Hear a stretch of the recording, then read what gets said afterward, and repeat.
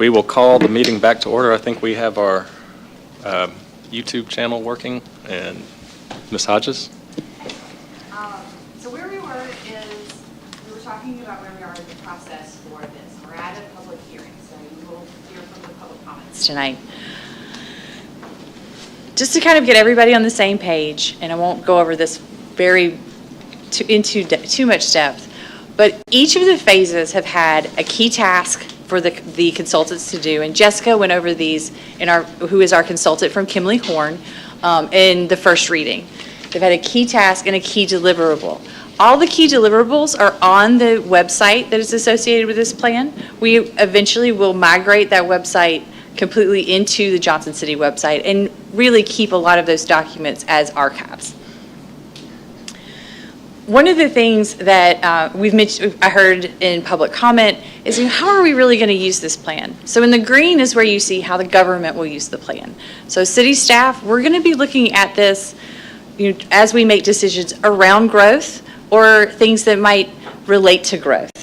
The Planning Commission will use this when they are making their recommendations, as well as when they look at things that may come up with annexations, text amendments, the subdivision ordinance, those kinds of things that they'll look through. And then the commission itself will use this as a guiding document. How outside of government will look at it is businesses. It allows developers a way to know where we want growth to be, so that when they come with projects to the planning department, we can say, hey, this is where we would like to see this type of development. Or maybe, we see what you're doing here, but it's maybe something that's more appropriate over here. Residents will be able to know what's going to go on around me. What is the vision that my community set forth and the government set forth? And then community leaders. It is actually really refreshing to hear that it's already being used outside of how I typically use it, and of looking at a community vision. And then with our regional partners, because the success of Johnson City depends on the region. And so this can be used as a way to know what Johnson City values and how we're going to proceed as we chart growth. And in this was a big bunch of public engagement. And you have seen this slide many a time, but through this process, we utilized different groups at different points in time. And so this is just kind of a snapshot of what we needed throughout the year or 2 years that we were doing this. And it's probably about a year and a half of direct public engagement. Jessica went over this in the first reading, but it talks about just how many people we have touched, how many touch points we've had, where we have collected data. Because we were in the public, we were also online. So we tried to make sure that there were ways to engage this. And oftentimes we get asked, who are those stakeholders that we've talked to? And this gives a list of those. And with the pop-up events, I would say that this is just a snapshot through kind of spring to fall of last year. We also did things through December with the Christmas tree, and then prior to May, I think that when I charted it, I had spoken to 25 different groups throughout, essentially, I think about a year. So, how did we get here is a kind of a segue. So these are the big steps that we took. And I'm going to break down those just a little bit and talk about some highlights. With the community characteristics report, what I really want to do is highlight that this was a snapshot that we had in 2023. And all of this wonderful data is available for anyone on the website, and we will continue to have that available. One of the founding things that is in this document is a guiding statement. Because that's what we based the rest of it on. It was the first thing that we did. And I'd like to read it just because I don't think we actually have read it. And it says, by 2045, Johnson City continues to be a regional leader in Northeast Tennessee by being a vibrant, welcoming, and connected community. We celebrate the people, places, and traditions that make our community unique and memorable by supporting strong neighborhoods, maintaining an attractive and dynamic downtown, providing premier public services and amenities, and investing in the local economy. The Horizon 2045 Growth Management Plan helps our community grow in a way that is collaborative and desirable for all. And that truly collaborative part is what happened through this planning process. And to kind of educate what a planning process is versus some of the ordinances, it is meant to be a lot of public input because we are setting a vision for 20 years. The planning themes that developed out of this, and you guys remember some of these, were quality growth and development, strong neighborhoods, prosperous economy, vibrant downtown, coordinated transportation systems, supported services and utilities, healthy environments, and a first-class education system. And we'll talk a little bit more about how these play into our implementation strategy. Another component in that 1, 2, 3, and 4 was the conceptual growth strategy. The Planning Commission spent a lot of time here just developing kind of what in a big picture this might look like, and it's reflected in the place types and in the future land use map. And through this process, we did several review loops. So there were a lot of times where we would go back to stakeholders or staff or the community to kind of make sure that we were on track. The foundation to the future land use map, which is one of the key pieces of this plan, are the place types. And you will hear planners say place types a lot when we're talking about the Horizon 2045 plan. Zones apply in something different. But our place types have very broad categories, and they're focused in downtown, mixed use, residential, and then non-residential. And then we have, because we always need a catch-all category, we do have that in special district. So this map is a representative of what the future land use map looks like. What you'll notice is that, and I want to say that what you'll notice is this is the urban growth boundary. We have multiple kind of, I call it lines that we use. So it's this future land use map is larger than the city limits. So it does go into Washington County and parts of Sullivan County. And the Sullivan County would be in Carter County, or where we are in the municipal boundaries. But you can go on, if you want to know what your property is, what place type your property is in, you can go to the Horizon 2045 website and put in your address. Take a minute because it does take a while to download, but it will show you where that is. It's kind of like a Google-based. One thing that I want to show you from the place type summary, and I think this map, I'm going to go flip back. Oop, which way? I don't know which way I'm going. There we go. Because it expands, is that in the plan, we kind of break down what these place types mean in a broad spectrum.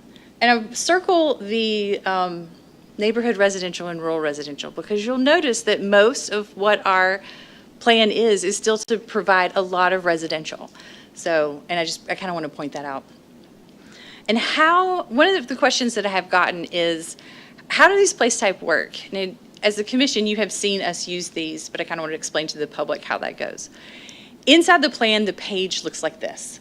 And each place type, this is the neighborhood residential place type. And so I'm going to break down what each component that as a planner or as decision makers we would use. First, there's going to be a map. And unfortunately, I picked the one that has the hardest color to see, but the largest amount of land. But that yellow color is where neighborhood residential is. And when we're looking at that, the considerations for neighborhood residential, there is in each of the place types, what we're looking for in like what the characteristics or the feeling should be in these. And that's one of the reasons we moved to place types from use types, is because we wanted to be able to have a little bit more guidance on what that character should feel like.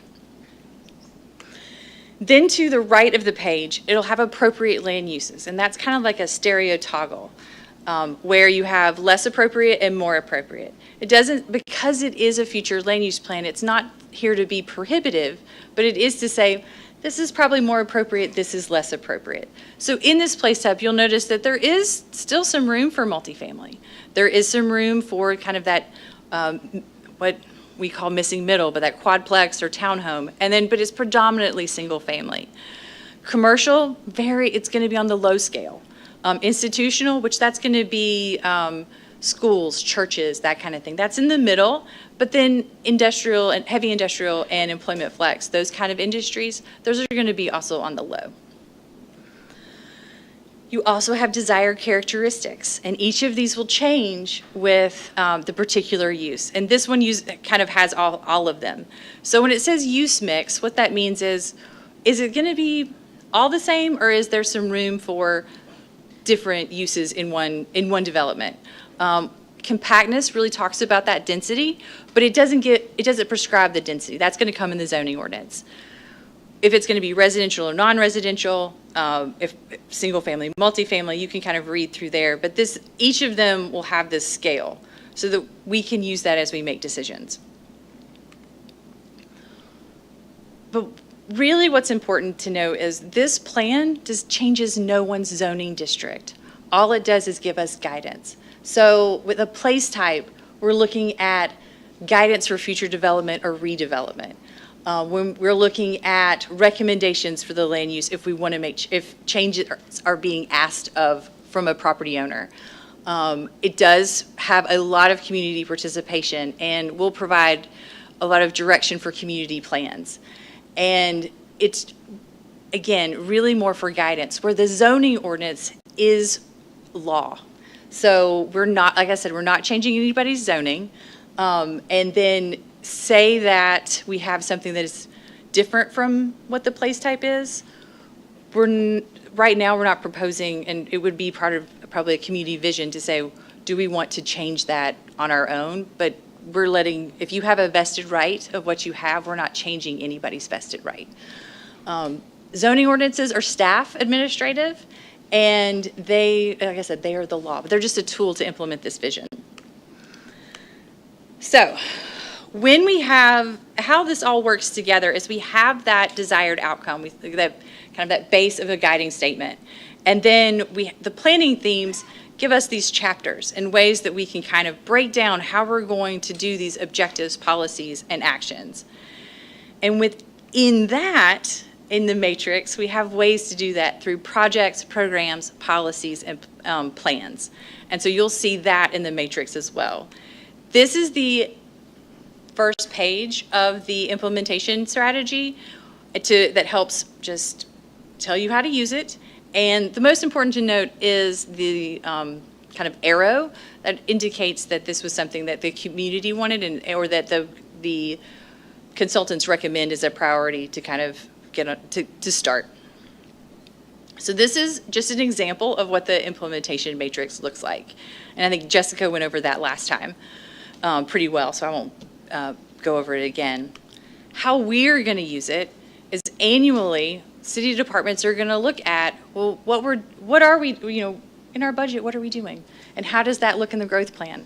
And so I'll get to some slides a little bit later. Every 5 years, we'll be evaluating policies.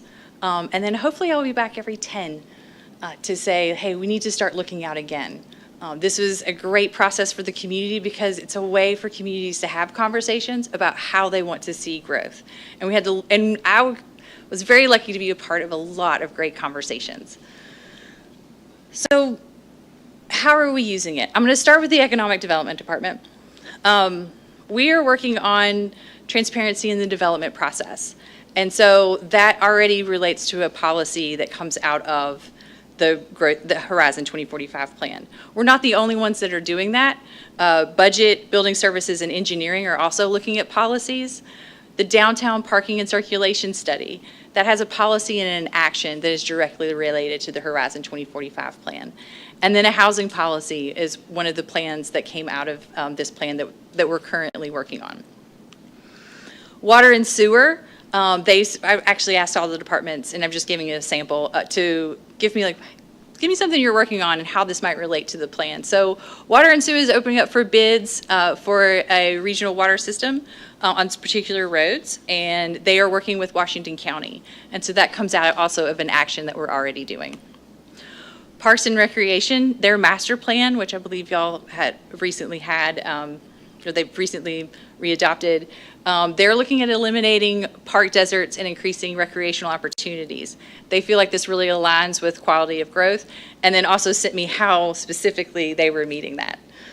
And then the MPO, or the Metropolitan Transportation Planning Organization, they just passed a unified work program, and they list 2 projects where the Highway 75, how they're working with their neighbors to do coordination with that, and then a mobility study. So this relates to a lot of different departments. So what's the next step? After public hearing and after adoption, we're going to put some final touches on, communications will put some final touches on the ordinance, or sorry, on the document. In the ordinance, you'll notice at the bottom that there is language for that, so that if we find that we need to update some data, not policies, not future land use map, we could go in and just change some colors, make sure that everything meets our brand standards. Then the planning division will, and with communication, will undertake making sure that all this gets to a website, as well as getting all of these layers added to GIS. I was given the thumb drives last week, so. And it's here for a public hearing. I am here for questions. Any questions for Ms. Hodges from this? I'd just like to add the comment, this document, and a lot of time and a lot of people have weighed in on it. And so for those of us sitting up here who have to look at long-range funding, particularly of infrastructure, that is the big bucket of money that I don't think there's anything less than $1 million on infrastructure. But this gives us some forward-looking views of where infrastructure projects are going to need to go as development occurs. And so from the time I've sat on the commission, which is a number of years, we have been very kind of reactive because all of a sudden growth is going to take place there, and then we've got to go fix some things. We still do that because, you know, you can't plan out everything, but it gives us a better idea now of how we need to look at long-range planning, particularly from that standpoint. And as we have growth, you know, there are areas of infrastructure that are going to be stressed in the city. We can already tell it. But I do appreciate all the work that's been done with this document. I'm assuming as well it will be a dynamic document, will not be static. And from what you're saying, from time to time, how it's going to be reviewed, how it's going to be used by the different departments is just going to be a win-win. So thank you a lot to you and your staff who've been working on it, and for the public who've been really, really involved in it. So thank you. Just to echo that a lot of people have been involved. We have several members of the Planning Commission, and I won't mention Chris or Laura by name, but I want to just acknowledge a considerable amount of time that specifically the Planning Commission has invested in this process, really over the span of 2 years. I was going to say, feels like 2 years. And so it is very much appreciated and going to be valued, especially as we begin trying to deploy it. Well, and just for people in the community and in neighborhoods, or people looking to move here and buy here and understand what kind of long-term plan might happen growth-wise around them, especially when we are going from a place that historically had a lot of farmland, and things kind of can change, and this kind of at least gives something that people can look at and kind of help understand, to help them make decisions where they want to live or work and play or invest or develop. So thank you for putting this together. Go ahead. Thank you personally for doing this. I know it's been a big project, and you've been really involved and spent a lot of time talking to people, and for the people on all the committees that you've had for their volunteer time, because it's been a lot of input from a lot of people in the public. Just thank you all for doing this and getting us a plan for the future. So thank you. Thank you. I'll open the public hearing. Anybody wishing to speak for, against, or neutral on this issue, please come forward.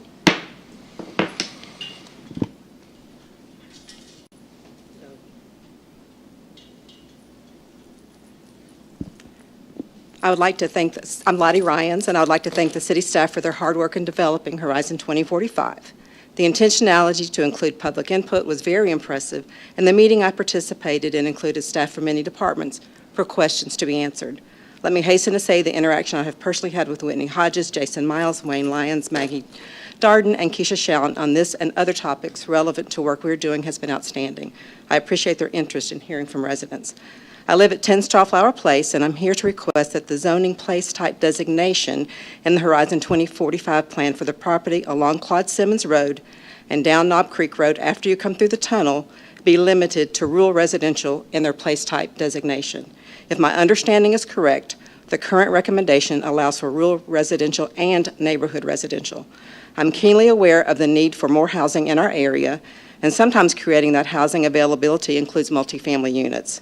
My understanding is neighborhood residential does allow multifamily such as townhomes and quadplexes. The development along Knob Creek and Mountain View has exploded, and with that has come increased traffic on Claude Simmons, as people often use that road as a pass-through to and from Jonesboro, Greenville, etc. That two-lane road was not designed with the amount of development and traffic along Claude Simmons, and definitely not the subsequent activity from other areas using that as a pass-through. The increased traffic is incredibly inconvenient at best, but often very dangerous as people drive very fast on Claude Simmons and take unnecessary risk at the tunnel. The proposed overpass for the tunnel no longer has a timeline to resolve some of these challenges. As a property owner, I want to see the same type of housing along Claude Simmons and Knob Creek that exists today. The residents of the various neighborhoods have made substantial investments in our property and paid substantial taxes over the years. We'd like to ensure that our values are protected and the amount of traffic does not increase due to multifamily development. We do recognize that even if this area is limited to rural residential, a rezoning request is always possible, and we would need to be diligent and voice our opposition should this arise.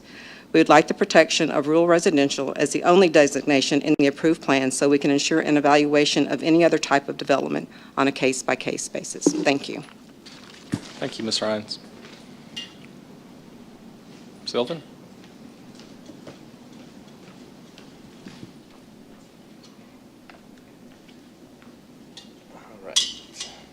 Hello again.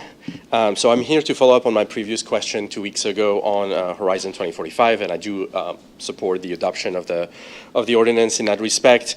At the first reading, I asked how this body plans to manage the deindustrialization, especially in the South Rhone corridor and the Buffalo Mountain area. As showed in the picture earlier, the proposed FLUM, the future land use map, shows a shift from over a dozen industrial zones in the city today down to just 2 or 3 by 2045. So that is a significant transformation, and it is aligned with what the residents have been prioritizing throughout Horizon 2045. So again, the strong neighborhoods, the healthy environments. I didn't get a response then, but the question is even more pressing now because as of yesterday, Bright Ridge CEO Jeff Dykes finally responded to some of the comments the community has asked regarding Bitcoin and Buffalo Mountain. And part of the response, other than sharing that you, Mayor Hunter, were made aware of the intended use of the parcel for Bitcoin mining, part of Mr. Dyke's response was alluding to the suitability of that parcel on Buffalo Mountain, currently industrial park, for a specifically industrial purpose. That is to build a new electrical substation, thereby justifying the $550,000 price tag on land valued at under $200,000. Now, if Horizon 2045 envisions that area as deindustrialized, so employment flex for that entire section, how does the investment fit with the city's long-term plan?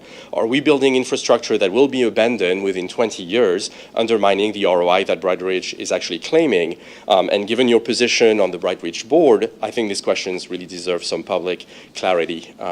So I'll ask, as always, 3 questions. One, how does the Commission plan to manage the deindustrialization outlined in the FLUM, particularly in South Johnson City?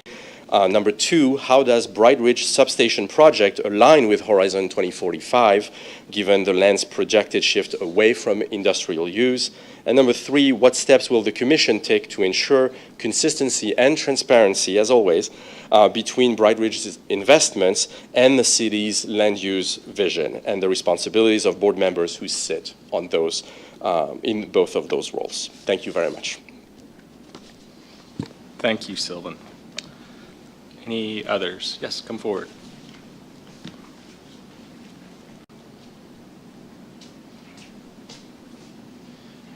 Yeah, my name is Joseph Harker. I live off of Claude Simmons Road, and this is quite informative. I was concerned about my neighborhood and the not rezoning, but the planning, and so I came in here kind of in the dark. This is the first time I've come. So I appreciate that presentation. It makes it a lot clearer, but I, like my neighbor, I live off of Claude Simmons, and I have those same concerns, although I haven't written them down like she did so well. Yeah, I'd like to, I guess I haven't even said who I am. My name is Joseph Harker, and I am concerned about the traffic and the other things, and there's several of my neighbors here with me. I don't know if they're going to come up. And then I've talked to some of my other neighbors, and just like Lottie was saying, we do have some concerns, and I am concerned with it, and I came down here to try to understand what was going on. It's one thing to have a plan, it's another thing for us as residents to be educated on it. That road, Claude Simmons, is very windy, and I have concerns about the traffic that is going through there.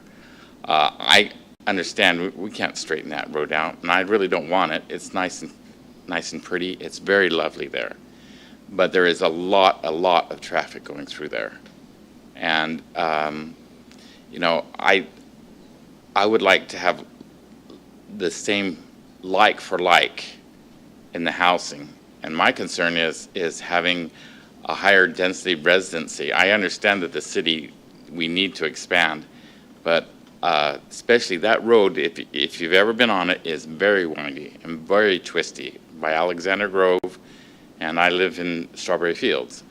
So the traffic is getting extremely heavy. They repaved it, and it's pretty, and I appreciate it, but when they were repaving it, it was terrible, the traffic.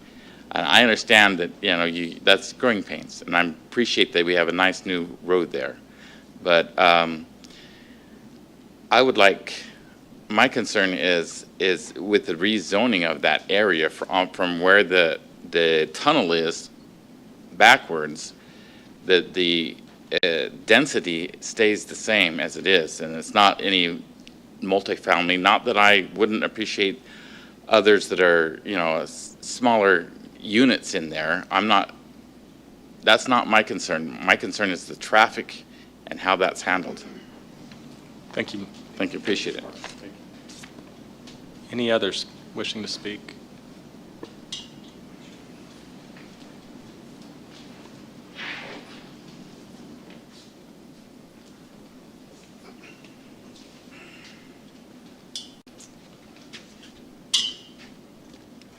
First of all, I'd like to thank everybody for giving us the opportunity to come up here and share our concerns. I'd like to appreciate also the people who have spent so much time and energy into the Horizons 2045 program and the vision that it is as our city is expanding. My name is Fernando Zepeda.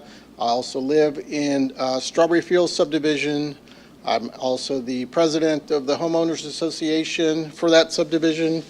And we recently had a meeting, homeowners meeting, under which we discussed this topic. We understand that there is a need for increased housing in our city. Obviously, I've lived here since 2001 and have really enjoyed the scenic part of where our neighborhoods are.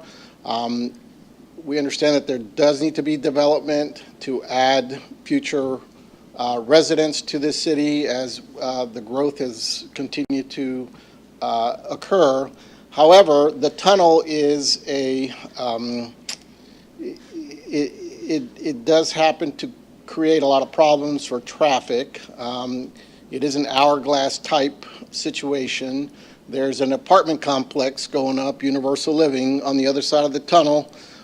There are multiple large acreage The Sells Farm right now is 60 acres or something like that. It's currently zoned for commercial development. There's still 4 acres right there on the other side of the tunnel, right next to Universal Living, that are also, it's also zoned commercial.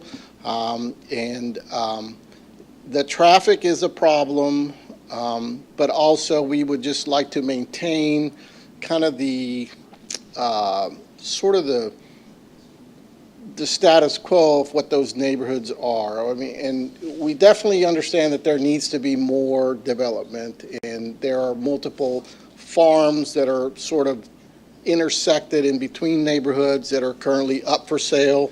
And we're not 100% sure what the zoning will be for those properties, but we certainly would like to keep it rural residential, which is kind of what it's like right now. Definitely just want to maintain a lower density type setting in order to maintain the current aesthetics and sort of part of that area under which we all ended up purchasing property and have been longtime residents of. So I don't know if there's going to be like zoning meetings down the road for some of these future plots of land that are currently going to be developed or purchased, but if so, we would appreciate it. They would let us know so we would be able to come and Thank you. express our concerns or opinions. Yes, Thank sir. you. Thank you. Any others?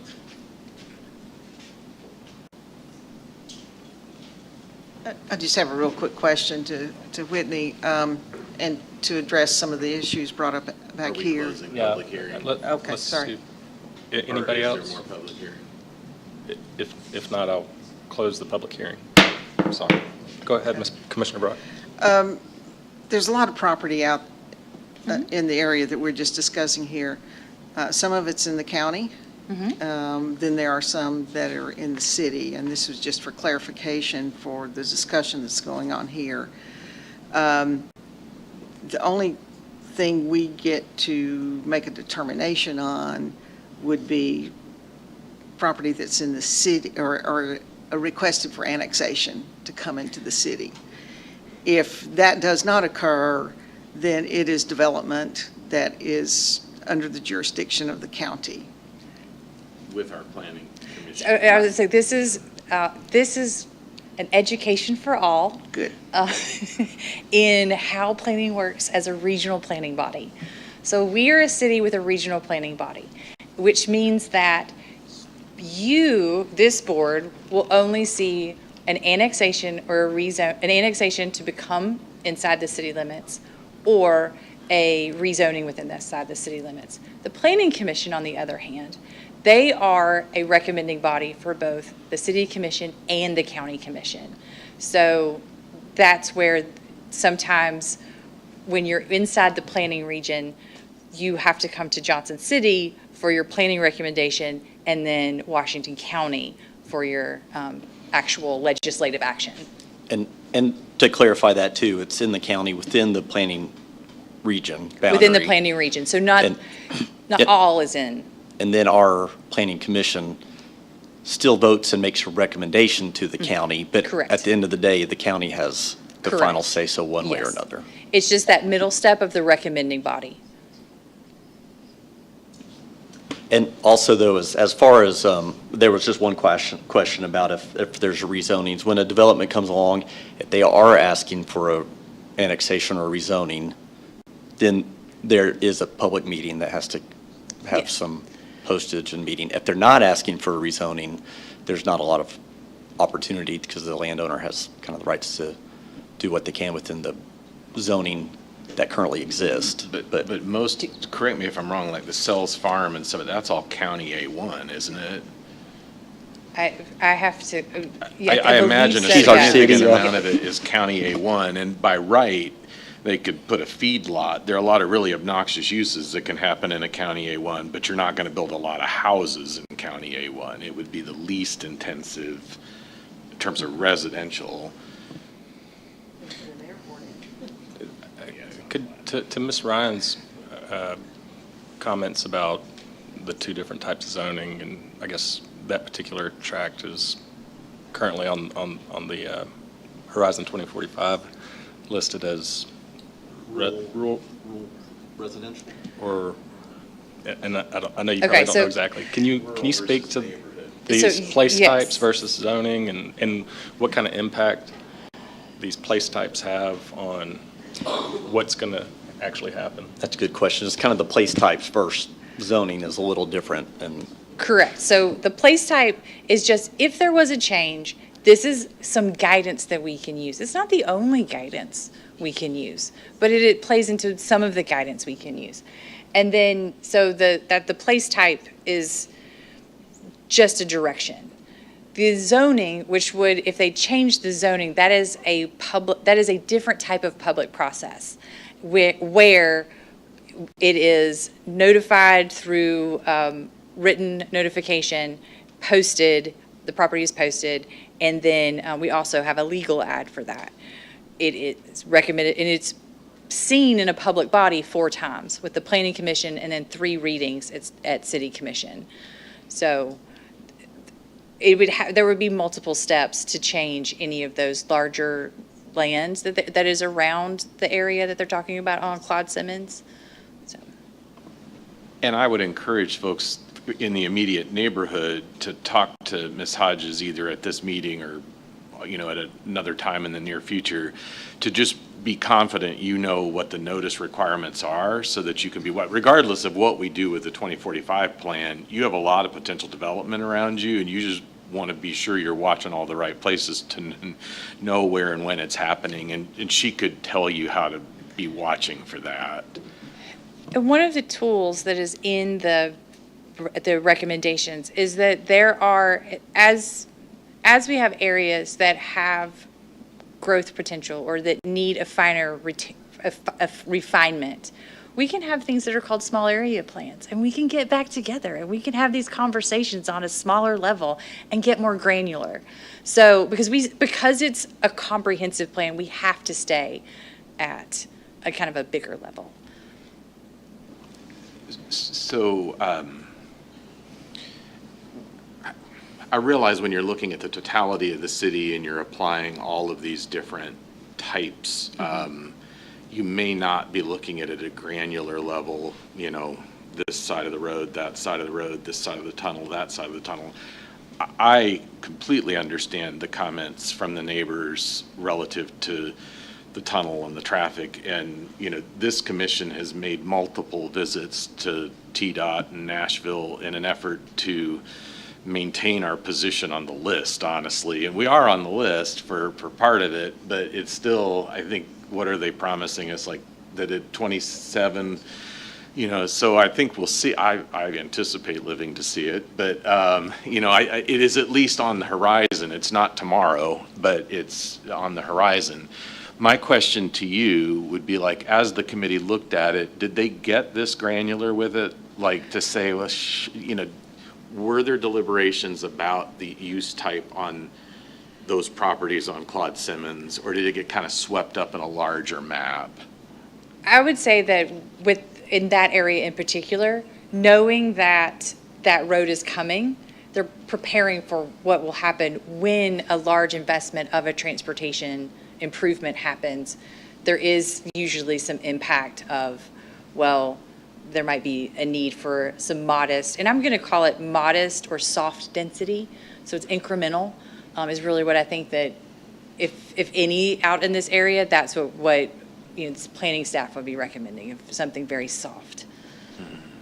Because there's compatibility considerations. Because sometimes when folks are talking about compatibility with the existing neighborhoods, and we have a number of really nice neighborhoods out there and on Indian Ridge and other places, and they're looking at houses that were built in the late 80s through the 90s, and the reality is, to rebuild that kind of house in today's economy, it would cost you like $2 million to build the house that might sell for $900,000 or something. And so the economy is not going to support building necessarily like style housing. Having said that, I'm sympathetic right now, I mean, I guess what I'd be asking you is if we wanted to look at this and say, for now, let's say that on the outside of the railroad, we would be leaning toward rural residential. And if 2030 or 2029, whenever the road comes along, we want to revisit that, we could. Is that? That is feasible.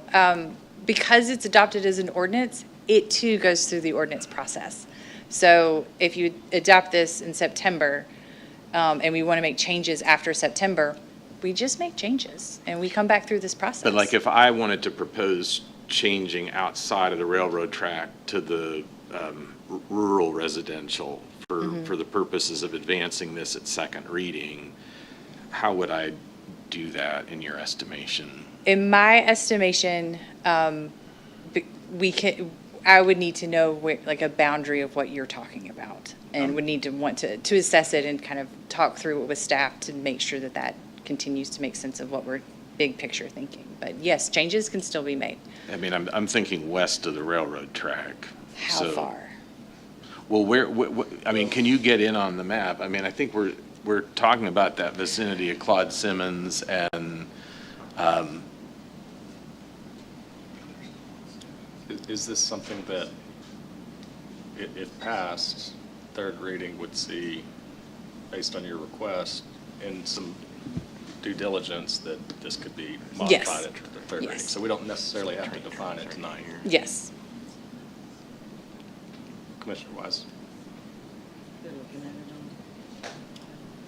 but that's the current, those are, Yeah. I may make a motion to approve the Horizon 2045 plan, and you can come up with some questions over the next, because I'd like to look at that too and get a map up. yeah, I'm just sympathetic to the tunnel being a factor, and, you know, I think there's going to be a lot of opportunity for development before that infrastructure is in place, and just think it might give guidance to the planning commission and things about what level of intensity is appropriate in the near term. So I would second the motion to approve now, but with the caveat that I'd like to talk about that. Okay. Ms. Laus? Commissioner Brock, Yes. Commissioner Fowler, Yes. Commissioner Wise, Yes. Vice Mayor Cox, Yes. Mayor Hunter. Yes. Ms. Ball?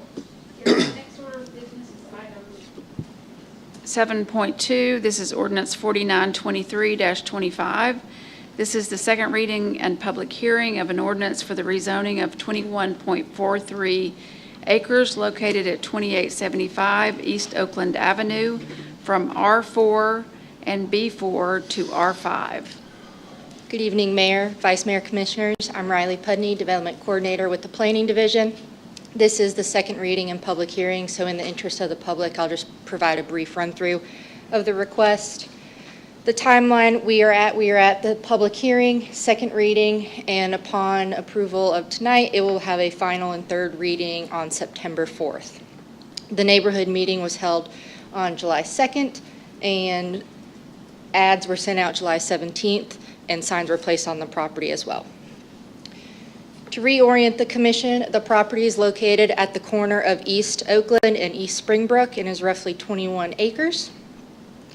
It is currently split zoned R4 medium density residential and B4 on the East Springbrook side. And the request is for R5 high density residential to accommodate for 254 apartment units and 6 townhomes that would require a maximum building height of 65 feet rather than the 35 feet in the R4. And this would accommodate for 3- and 4-story buildings. So they're not increasing density with the request, it is to increase the building height. The concept plan is required with this development. The concept plan has 7 apartment buildings with the 3- and 4-story buildings kind of in the interior of the lot, so not abutting the residential areas. 6 townhomes on East Springbrook, a clubhouse, standalone garages. There we go, there's my mouse. On the south parcel line, a landscape buffer around the entire lot, and they are including a egress, 2 egress lanes and 1 ingress on East Oakland, and 1 egress and one ingress lane on East Springbrook with a deceleration lane, as per the traffic impact analysis that was completed. As with any rezoning and concept plan, any major changes made to this plan after adoption would require further approval from both Planning and City Commission. The neighborhood meeting, again, was held, and one attendee was in attendance with concerns over the impact of traffic and environmental impacts to wetlands. As previously stated, a traffic impact analysis was completed with the recommendations being provided by the developer, and an impact analysis to the environment was completed, and there was no additional requirements being required as the wetland area is not being graded upon. Staff recommends approval of the rezoning. It is consistent with our current future land use map and the future Horizon 2045 land use map, and it eliminates the split zone lot of R4 and B4, and it is, again, aligned with the policies of promoting multifamily and different housing options within the city. And it is a public hearing. I had a question. I think it was at Planning Commission where somebody spoke at public comment about the buffering on the wetlands, and is that still a requirement, or, because I think the environmental study was supposed to speak to that? So the landscape buffer, the green buffer that is depicted, is part of our design requirements.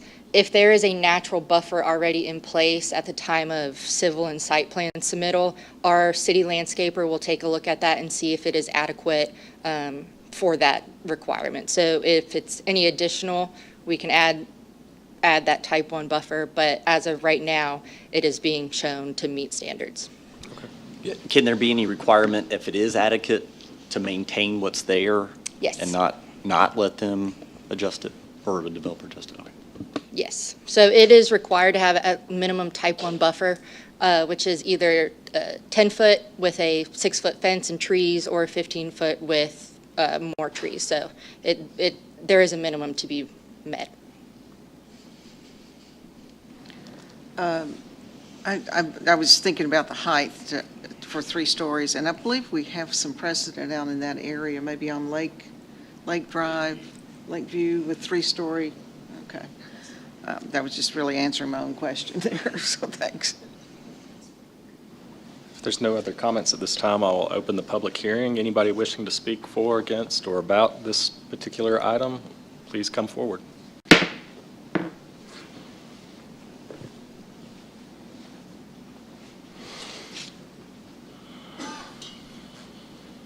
Good evening. I'm Warren Sugg with Civil Design Concepts out of Asheville. I'm just here for any questions you guys have about the project. We helped with the design. I was at the planning board meeting and just received any questions you guys have. Am I for it or against it? Well, I'm pretty much paid to be for it. And I think we have Springdale and Springbrook and Oakland entrances and exits on both sides there. Is there any other in the back? No, ma'am. The primary access is off of Oakland and coming in, and as mentioned, we've got 2 lanes coming out, 1 lane coming in, and then we have another access over to Springbrook. Yep. Springbrook, yeah. One in, one out. Sugg, S-U-G-G. That's good, thanks. Thank you. Who's the developer? On the application petitioner's name is Cavanis and Cates Communities. Thank you. Any questions? Good to go. Thank you all. Any other wishing to speak for or against? Seeing none, we'll close the public hearing. Is there a motion? Move approval. Second. Ms. Laus? Commissioner Brock? Yes. Commissioner Fowler? Yes. Commissioner Wise? Yes. Vice Mayor Cox? Yes. Mayor Hunter? Yes. Ms. Ball? Yes, the next item is following under ordinances of 3rd reading. Item 8.1 is ordinance 4921-25. This is the 3rd and final reading of an ordinance to amend the zoning map of the city of Johnson City by changing from RP3 to R2 and R3 for property located at 2343 Knob Creek Road. There have been no changes to the proposal, and staff recommends approval. Move approval. Second. Ms. Laus? Commissioner Brock? Yes. Commissioner Fowler? Yes. Commissioner Wise? Yes. Vice Mayor Cox? Yes. Mayor Hunter? Yes. Ms. Ball? I'm going to read this very slowly in case Ms. Laus needs to walk down. This is item number 8.2, ordinance 4922-25, the third and final reading of an ordinance adopting a certified tax rate for the 2025 tax year. Good evening, Mayor, Vice Mayor, Commissioners, and Ms. Ball. There's been no changes to this ordinance since the second reading. We recommend approval. Ms. Laus, I had someone call me after last time when I asked if you would give a little bit more explanation why they're different, thanking us for doing that. So I'm going to ask you to do it one more time, and with the emphasis because Johnson City is all three in Washington County, Carter County, and Sullivan County. These are just the city taxes, but residing in those counties, there is a separate county tax. So I want to address that we have nothing to do with. Right? Yes, because we are a multi-jurisdictional city and we're in 3 different counties, and the 3 counties all reassess their property, their appraisals at different times and different years. They're not on the same schedule. It makes us have to do a certified tax rate by looking at the market values compared to the appraised values of all of the county, of all 3 counties, and apply those types of ratios to our rate to determine what each county's rate is. And since Carter has not been reappraised since 2021, they have a higher certified tax rate. And Just to be clear, though, Yeah. I think your question was, if you are a city resident in Carter County, the tax rate we are describing is what you owe to the city of Johnson City. There is a separate tax rate for Carter County. Yes, it is only, these are only the city tax rates that are going to come to the city of Johnson City. The counties all assess their own. And these are property tax rates. Property tax rates, real estate and personal. And who pays property taxes in This- Johnson City? This Johnson City residents. On what? On any real estate that they own, any property they own, and businesses pay it on their personal property. Correct. And then, so people who rent don't pay property No. taxes. Their It's the landlord owner. pays it. Yeah. Who he takes, or she takes out of your rent. right? Yes. Thank you. You're welcome. And to kind of clarify too, is that they reassess, things have to get reweighted, and the state is certifying these. Yes, And they're the- kind of telling us what we need Yes, to the adjust state to. takes the appraisal from each county, and then they do their calculations, and they do the weighted averages, and they tell us what these rates are. These are not calculated by the city, these are calculated by the comptroller's office and given to us. I have one more rhetorical question. Absolutely. Okay. And so what does the city do with property taxes after we collect them? How are those property taxes used? They're used to provide all the services that the city provides. So your public works, your water and sewer, well, the water and sewer is primarily fees, but your public works, your planning and development, your economic development, all the different departments of the city. Police department? Police department, fire department. Right. Yeah, they fund all of that. Thank you. And when Carter County redoes theirs, their rate will come down like the other 2 counties will come down. They just haven't done theirs yet. Yes, they're planning, they have a reassessment next year. So next year, I would expect Carter County to drop significantly, and potentially Washington and Sullivan would raise very slightly. But to be clear, when we say raise and drop, we are talking about the tax rate, not the tax bill. Yes. The reason Carter County is seeing a higher tax rate is if you are in Washington County and your $200,000 house got a new appraisal last year and it's a $400,000 house, you would not be paying an equal rate of tax to somebody in Carter County whose appraisal is now 4 years old. And so the equalization is an attempt by the comptroller in Nashville, not us, to level those calculations to reflect the fact that older appraisals don't reflect the same values as newer appraisals. Yes, they find that ratio of what the actual appraisal is compared to what the current market value is, and they apply that.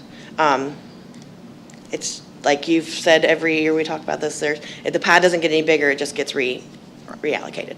And we did not raise property taxes this year. We did not at raise all. property taxes this year.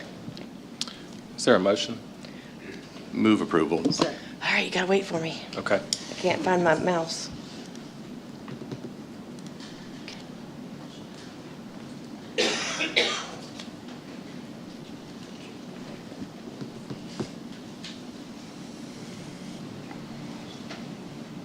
Thank you. Ms. Laus? Commissioner Brock? Yes. Commissioner Fowler? Yes. Commissioner Wise? Yes. Vice Mayor Cox? Yes. Mayor Hunter? Yes. Ms. Ball?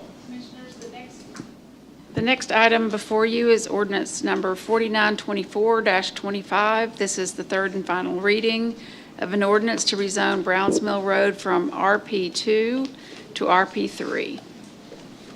There have been no changes and staff recommends approval. Move approval. Second? Ms. Laus? Commissioner Brock? Yes. Commissioner Fowler? Yes. Commissioner Wise? Yes. Vice Mayor Cox? Yes. Mayor Hunter? Yes. Ms. Ball? Oh, or Mr. Trivett? Mayor, the next item of business is 8.4 ordinance number 4925-25 for third reading and final reading. An ordinance to amend Title 8, Chapters 1 and 2 of the Code of the City of Johnson City. And Ms. Ball will be doing the presentation and answering any questions. I have a very quick overview. The overview is, this is a public safety initiative. Mayor, Vice Mayor, members of the commission. The ordinance that you're voting on tonight, or you're considering tonight, that you may change, is this ordinance would permit the city to change the hours of alcohol sales for any pieces of property currently in the city that are permitted to sell alcohol on premise, which are primarily businesses or commercials districts where they're allowed on site. This ordinance would cut off the time of alcohol sales at 1 a.m. and with the clearing of the tables at 1:15, but it does not require the closing of any business during any specific time. And again, this would help for a safe and thriving community. This graph just updates. We have provided you with graphs that show the top three most egregious crimes in the city. This graph just upgrades for the month of July. The month of July, we had an additional 10 of these types of 3 crimes that were committed during this time period. And again, those were DUIs, weapons and drugs, and violent crimes. And again, there were 10 of those during the month of July. This is the step that shows where you are in this process, and this is the third and final reading for your consideration. Commissioner Wise, you weren't here at the last reading. If you've got any comments, I'll let you go first. Well, I might ask Mr. Seeley to talk through, if this is passed, how this translates into going into effect if he is, oh, I'm sorry, you're right there. Could you address that? If it is passed tonight, we have to publish the ordinance in the newspaper here in the city. And to get that published, it'll probably take approximately 2 weeks to have that done. So again, until it's published in the local newspaper, it will not be effective. So that'll take approximately 2 weeks. At that point, we could send out a notice to the businesses that are affected by this ordinance. It also could be posted on the website. But I'd say it will take approximately 2 weeks for us to take care of the requirement that we publish it in the newspaper. Mr. Seeley, just a follow-up question.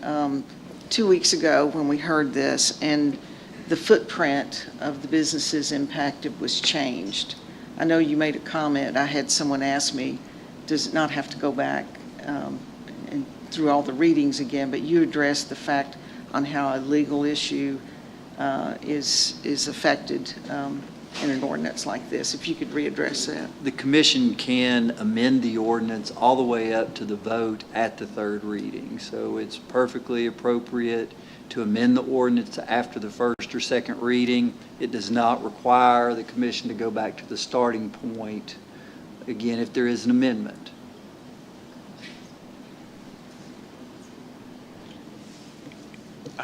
I just, to now answer the question. I appreciate and have listened, and I watched the meeting I wasn't able to attend, and certainly can understand the impression, I don't share it, but that a decision has been rushed or that it's going to impact the business models of some of our community's small businesses. I appreciate the arguments over lost revenue, both for the city and for those businesses. I appreciate that the sheriff has brought new resources to bear in recent weeks, and we certainly welcome those. I don't take lightly that this kind of decision may have consequences for workers, you know, I don't understand the logic of faster drinking, but I'll go ahead and accept that I heard that. And that the issue is in the parking lots or on the street, not in the bars. With that said, I've also heard the argument that we've not been compromising. I would suggest to you there are people in town who would shut it off at 11 o'clock or 12 o'clock, and so 1 o'clock already represents a compromise. It's a compromise in a conversation much larger than the one we've been having with one segment of the community. And I would suggest that it's not been a rushed decision. The first public meeting we had with a public vote on this topic occurred on February the 13th. And was a part of public discussions and public meetings going back to last year. We don't think for a minute this is a single silver bullet, and no one has claimed that it was. And we recognize that there is a revenue consequence to this, but we would also suggest there's an offset in the cost of public services that every taxpayer and every business pays. And while I agree alcohol doesn't assault people, intoxicated people do. And at the end of the day, for me, this is a public safety concern, and there are clear patterns. Somebody died this week at 2-something in the morning after being intoxicated in a public establishment. And so regardless of those things, to sit by and do nothing, or to suggest that we're going to start a conversation now, we've been having these conversations now for over a year. And sadly, as the statistics have shown even in the last couple months, some of those very same counts have not gone down. They've gone up in May, June, and July from the prior year. And so with that, I'm a motion to approve the ordinance as presented. Is there a second? Can I do further discussion? After the second? I'll second. Second. Any comments or? I would go back to what I talked about last time, and we didn't go through with anything, but if we could move it back to 2 o'clock and see what happens, and reserve going back to 1 o'clock for what happens with us going to 2 and see if it improves, I would go for that. But that is just my opinion. I know that my kids say that the 1 o'clock is my 11 o'clock when I was growing up, because they go out. I went out at 8 and came home at 11 most of the time, and 12 was on special occasions kind of thing, but that was many years ago. And my kids go out at 9 or 10 o'clock and come back in at 1, and that was the same thing. But that is, like I said, I am not a drinker. I don't go out. I've been downtown after midnight a couple of times on New Year's Eve, and that's about the only time I've been out that late downtown, but I'm going to be 65 next year, so I am not young and not going to go party at night, so it's just not what I do. So that is just my opinion, so I wanted to bring that forward.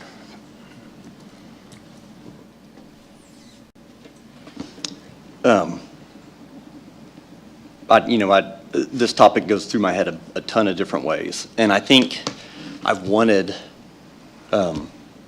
wanted to hear from the community some solutions and concern, but most of what I tend to hear, I feel like, is about loss of revenue.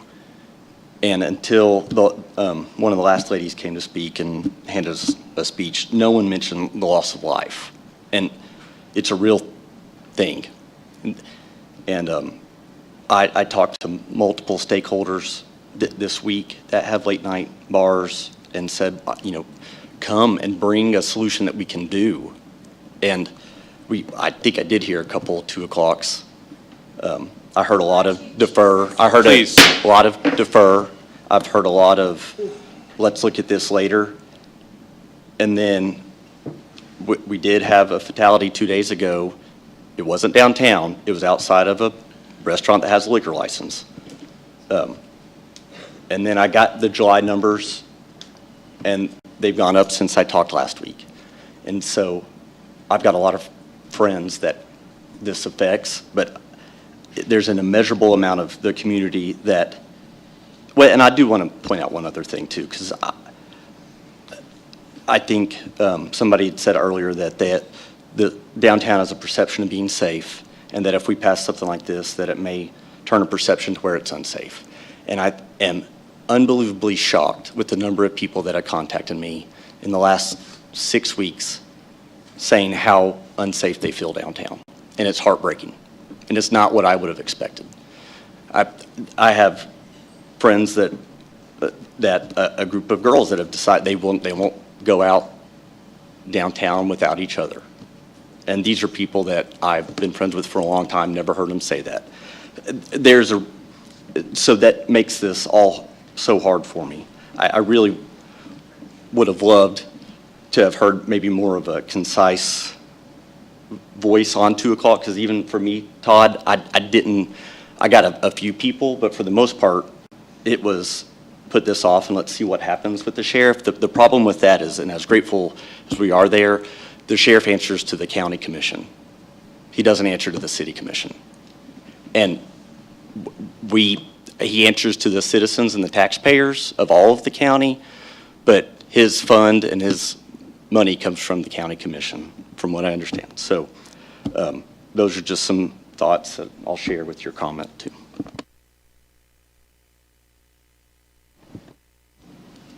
Thank you, Vice Mayor. Mayor, obviously this has been a very, very difficult time for all of you who are here, for all who have been here over these weeks. It really comes down to 3 things for me.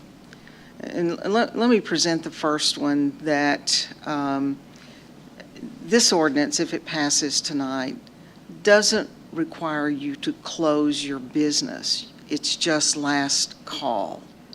So how you might, I just go back and recall someone who's sitting in here reminded me during COVID, when the state closed down how many tables you could seat in your establishment, that it was almost devastating. And so there was a plan that was worked out so delivery could take place, and that was a creative solution to a really, really horrible time. So, the opportunity for you to do some things differently as well, and, sell other products, keep people there, serve food, help them sober up if needed before they go out on the street, is still revenue generating. The second thing, and it disturbed me every time I read it, and we received over 300 copies of the cut and paste letter that y'all sent us. Some people expressed their opinion differently, but by and large, it was cut and pasted, and I was either a patron or a resident. But here's something in that letter that just spoke to me. It said, rowdy behavior and violence are predictable and preventable. And so in the letter, it was, have more police there. Well, right now, and for months, and as long as I've been on the commission, we have placed a disproportionate level of police officers in that area. They may have been undercover, they may have been fully clothed, but we have. We have the numbers on it. And now the sheriff has come in, and that adds to the disproportionate level. So the rowdy behavior and violence is predictable, and you want us to come and protect everybody because of that. And so our jobs up on this commission is the public safety. Public safety, that's everybody in our community. But at some point in time, when you think about risk mitigation, so what else can you do to mitigate that risk? We know the risk is there. You said the risk is there. And the numbers show the risk is there. And the amount we're spending on police officers and the sheriff's department to be down there, now they're covering it right now, but they probably have less officers than we do. And we have a whole city to protect. So I feel very strongly we have to try a different risk mitigation approach. And I will be supporting the 1 o'clock last call. I guess I just want to say, I appreciate everybody who has spoken for and against over these past 3 readings. One of the comments that I think I've heard a few times is, we're not being heard, you're not listening. Well, we've heard and we've been listening. We just maybe don't agree. And those are 2 totally different things. Because you don't get what you are going for doesn't necessarily mean that you've not been heard. It just means that there are other people, as Commissioner Wise mentioned, we're looking at the whole community, not just the building community or the downtown community, but our whole citizenry. And those are the things I've had to say about it. But if there's no other comments, we can take a vote.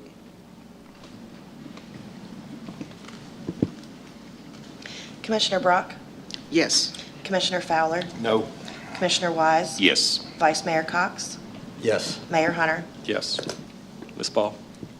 Yes, the next order of business, is under other. It's item 9.1 is to consider approval of an interlocal agreement between the City of Johnson City and the 911 Emergency Communication District of Washington County. Good evening, Mayor, Vice Mayor, Commissioners. Ms. Ball, I'm Steve Willis, Assistant City Manager. What you have before you this evening is the interlocal agreement for FY 2026 between the city and the 911 Communications District. The term of this agreement will be July 1st, 2025 through June 30th, 2026. The funding for this agreement in the amount of $1,375,000 was appropriated through our FY 2026 budget, which this commission approved in June, and that is the same allocation as the previous year. Staff would recommend your approval. Move approval. Second. Ms. Laus? Commissioner Brock? Yes. Commissioner Fowler? Yes. Commissioner Wise? We need to close the door. Yes. Vice Mayor Cox? Yes. Mayor Hunter? Yes. Could the doors to the chambers be closed? closed? They are. Maybe this other door. Ms. Ball? Yes, our final item on the agenda is a city manager's report. We have a budget performance management report.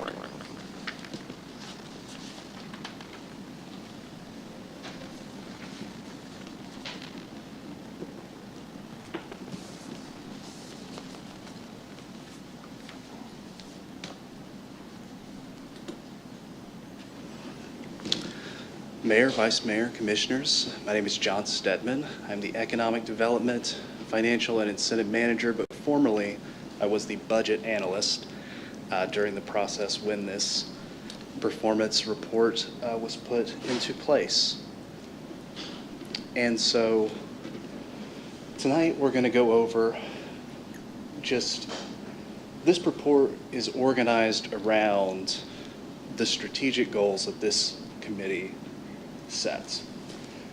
Those goals are economic vitality, excellence in city government, quality of place, and future-ready infrastructure. And so we're going to go over a few touch points that check in on how the city is looking around those goals. So for economic vitality, we've included a chart on the Johnson City metropolitan statistical areas total real, that's inflation adjusted, gross domestic product from 2001 to 2023. What's really striking about this chart is you can see the lingering effects of the recession in the real GDP number. For about 2008 to 2017, the real GDP was relatively flat. It's been since 2017 through 2023 that we've seen substantial growth in our inflation-adjusted GDP.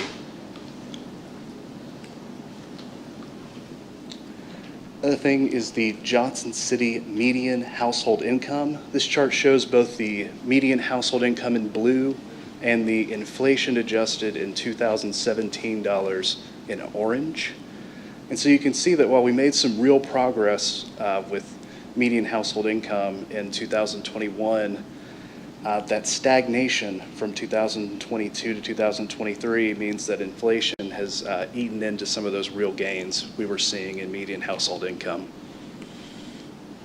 City unemployment, this comes from the Tennessee Department of Labor and Workforce Development. They publish a monthly report, and you can go in and get the unemployment rate for that month. So you can see the effects of the pandemic there at March of 2020, where we hit about 14%. But fortunately for the city, we've been below 4% since June of 22 for unemployment. So that's really good. Population, the 2024 population number came in from the U.S. Census Population Estimate Program, has it at 73,635. It's a little bit lower than some other sites were projecting at about 74.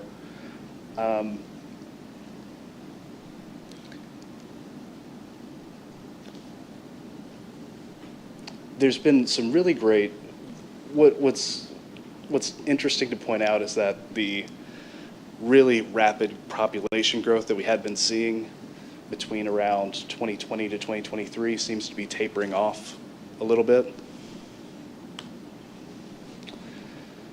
This is the Federal Housing Finance Agency's House Price Index. And what this shows is from 1992 to 2025, the relative value of homes in Johnson City.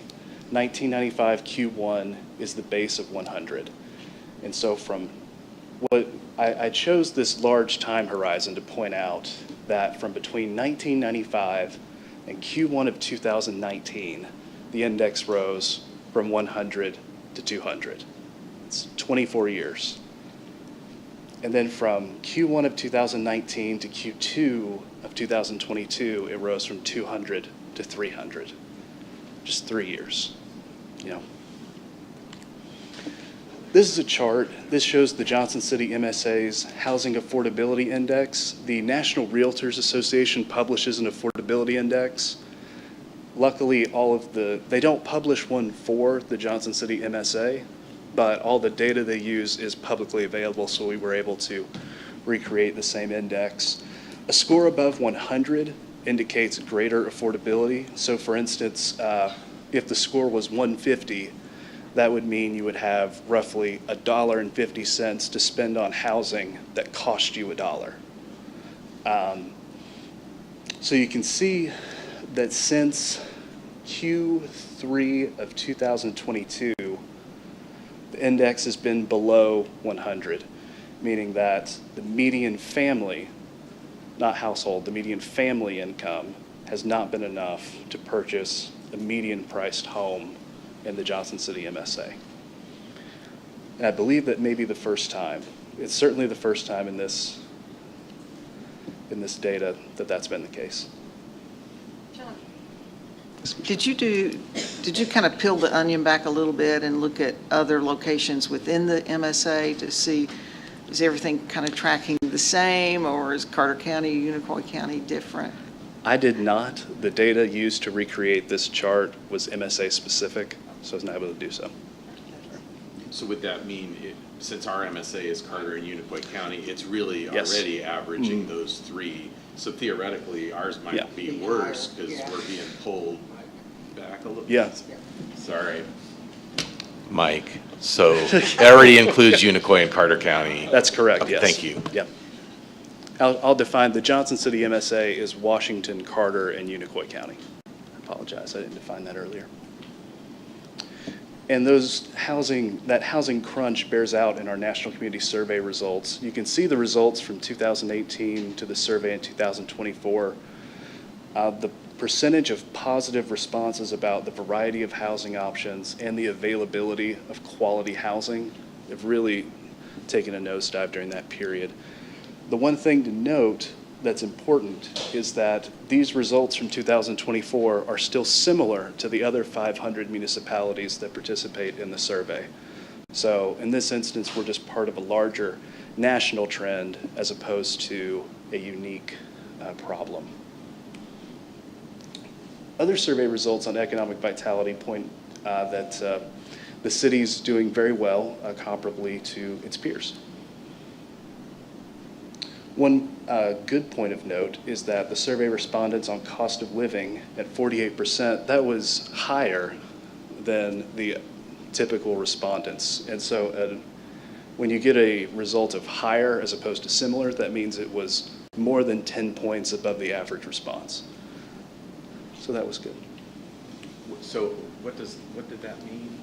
That means that our residents rated the cost of living They viewed it favorably. more favorably than the typical municipality that participated in the National Community Survey.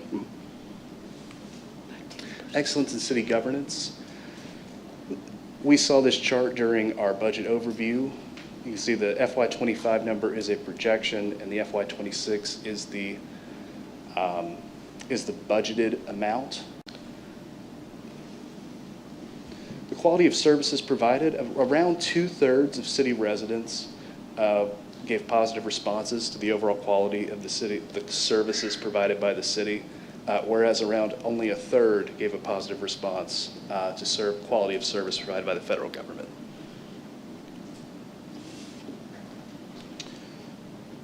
In terms of overall customer service, the value of the taxes paid, and the overall direction that the city is taking, Johnson City was similar to the other municipalities that participated in this survey. Quality of place. So here is the latest crime rate data from the Tennessee Bureau of Investigation. They publish a Crime in Tennessee annual report, and these are the Group A offenses. So these are your more frequently occurring and more serious crimes. Things like homicide, assault, theft, things like that. You can see that we started in 2017 at a 9.7 and have dropped in 2024 to a 6.6.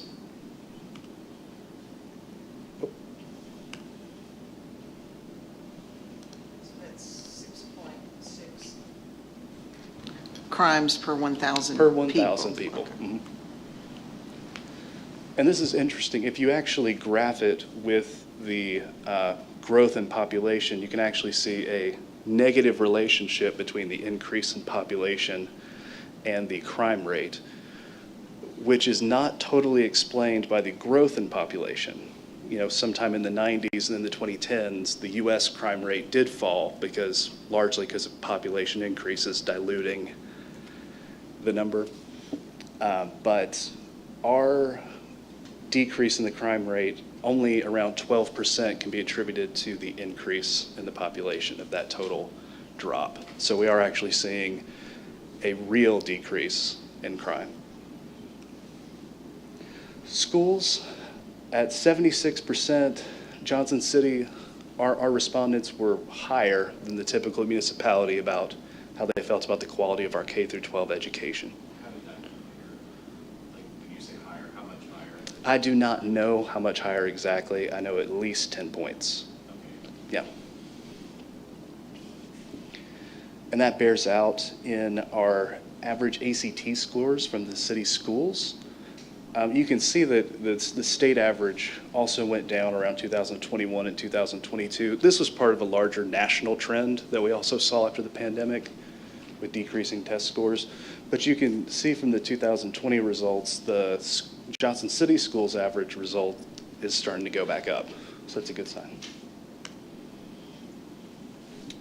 In terms of our quality of place, with Johnson City as a place to live, the overall quality of life, people recommending living in Johnson City to someone else, planning to live here for the next 5 years, and as a place to raise children, we got great results similar to all the other municipalities. But as a place to retire, we actually scored higher than the typical municipality. For Parks and Recreation, despite managing more acres of parkland per resident, we do so at a similar cost to municipalities around the same size as us. And this is from data from our Parks Department and from the National Recreation and Parks Association Agency Performance Review. Oops. We almost broke the record for rounds of golf played at Pine Oaks. We were very close, but not quite. It was good. Senior programming participants, the effects of COVID on our parks participation and our senior program participation is really pronounced. We were down to 15,000 participants in FY21, and now in FY25 we had 85,000 people participate in senior programming. John, I'm sorry, go ahead. No, that's 85,000 people. Participants, yes. Playing probably 44,000 rounds. Yeah. Yeah. So on the golf rounds, what was it, 6 years ago that we voted to close Buffalo Valley? When the city owned not one, but 2 municipal golf courses, we were playing fewer rounds of golf at both combined than we're playing at Pine Oaks now.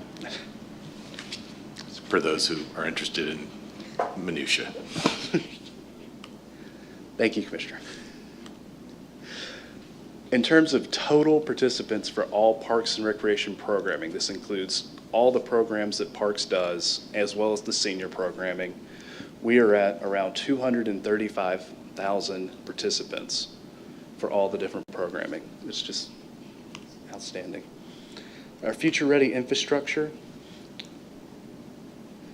overall quality of utility infrastructure, 74%, similar to other municipalities. And our garbage collection, drinking water, sewer services, and stormwater, the utilities that the city provides, also scored similarly. Transportation, the overall quality of, this is an interesting tidbit. The question that they used to ask about just about like how surveys work and how you can get different results by asking different questions. This question used to be the ease of travel on the transportation system. And our responses used to be around 80%, the overall ease of travel. And then they changed the question to the overall quality of the transportation system, and our responses were down around 30%. And that was similar elsewhere. I just thought that was interesting. But ease of travel by car, also similar to other municipalities. In terms of our fire and water sewer services, since 2016, we've had an ISO rating of 1, which is the highest possible score, which is excellent. And our water and sewer services TDEC results has been comfortably above the minimum approval score for a municipality.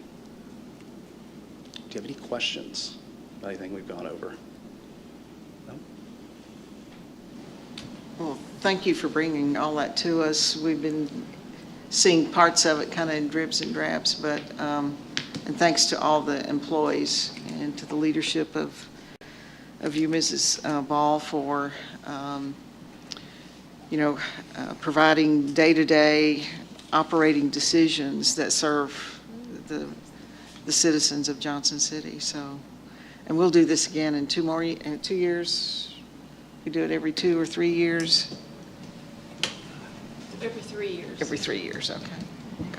Thank you. And it's probably worth noting when you're looking at those benchmark numbers, these are other people that have participated in those citizen surveys in other communities, and not every community elects to do those surveys, and so you already have sort of a pulse check of communities that place a high enough value on measuring that. And so I suspect if you did it just of any community, of any municipality, you would find that there would be a little different variance there too. So thank you.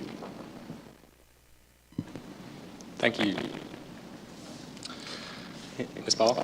Yeah, it is with sadness and regret that I have to announce that this is Mr. Trivett's last meeting with us.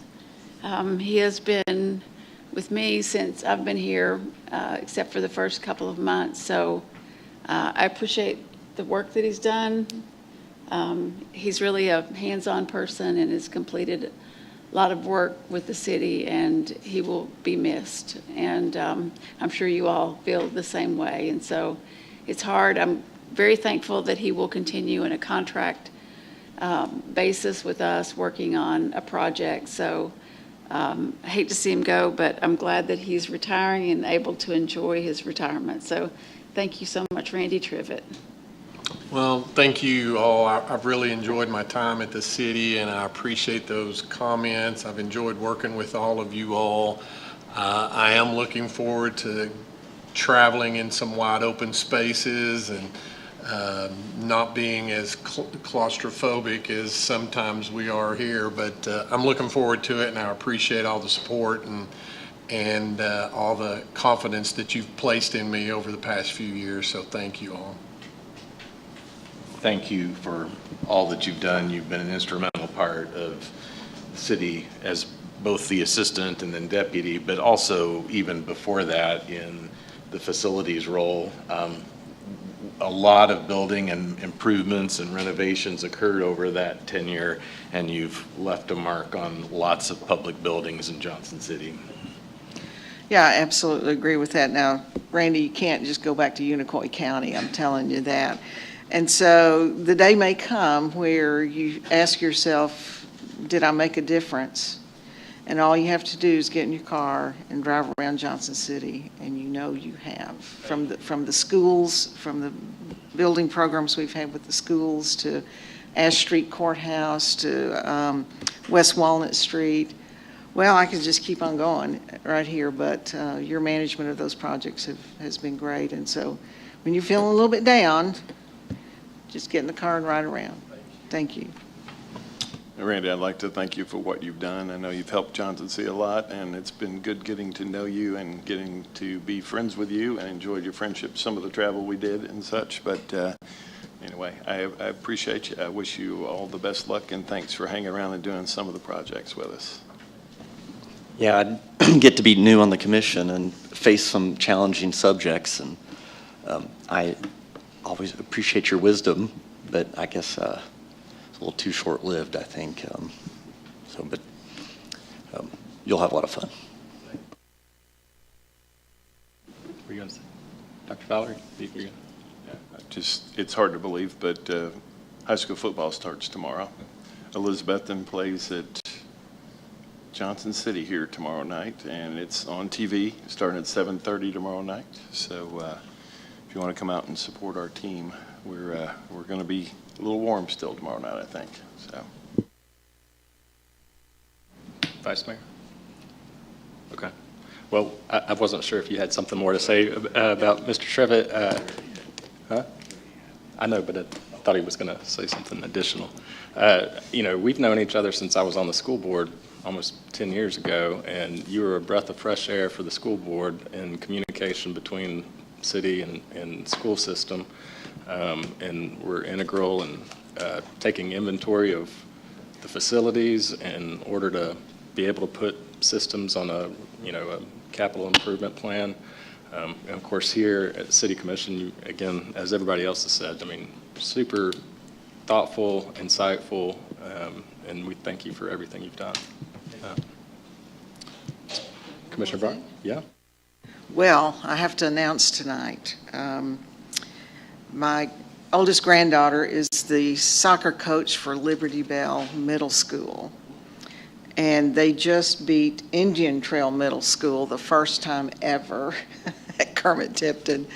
And so we're very proud, but what we're really proud of is the quality of sports for boys and girls in our school system and in our parks and recreation leagues, and the facilities that they have to play on.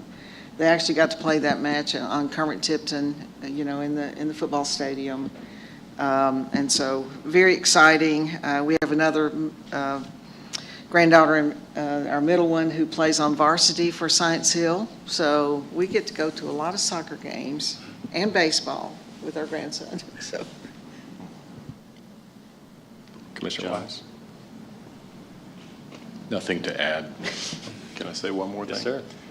Just going back to going to 2 middle schools, we had about 90 kids playing for the 2 schools as middle schools, and when they came together in 9th grade, we still have 55 9th graders that are out for football, which bodes well for 3 years from now when they become seniors, that we have that many kids still playing and doing that well. So I think it was a good decision to go to 2 middle schools and feed up to Science Hill to keep our numbers up and have some good teams coming in the future. Great. Ms. Ball, if nothing else, we will adjourn the meeting.